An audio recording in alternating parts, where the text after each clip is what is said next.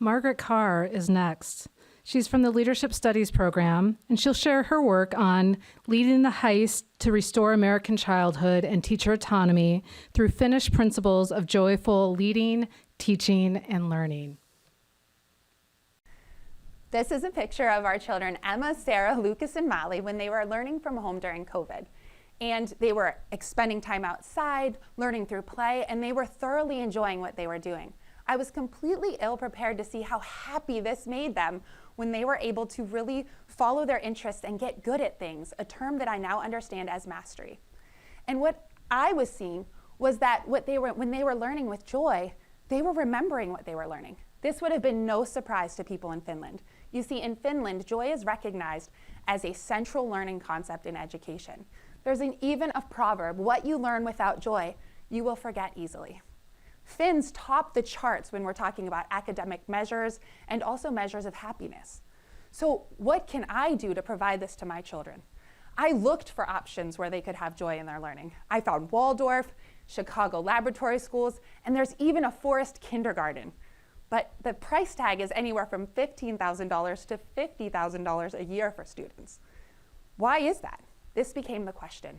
Why is it that I have to pay for joy to be prioritized? In public schools, why can't joy naturally be prioritized?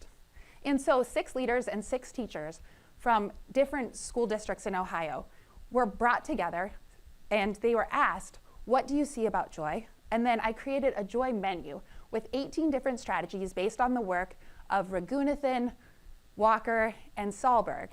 And from that joy menu, they implemented these strategies and were interviewed after. Using qualitative data from those, I was able to identify benefits and barriers from their interview transcripts and from their journal entries. Now, what I found was that the barriers were plentiful. Many teachers talked about the overwhelming stress in their school day. They talked about time, a culture of accountability, and competition. Whereas benefits were plentiful too, though. There was this great stress relief. They were excited to do this with their students, and joy in general just helps students be more engaged in their learning. Not to mention, joy has the potential to have big gains with very little spending. So where do we go from here? How do we bridge what I found? We ask leaders to make sure teachers schedule time for joy. We encourage them to say joy is of paramount importance when we're learning with our children. And we make sure that joy is never, ever used as a reward or a punishment for behavior. Have you ever lost your recess for talking when you were in school? That's what joy is not.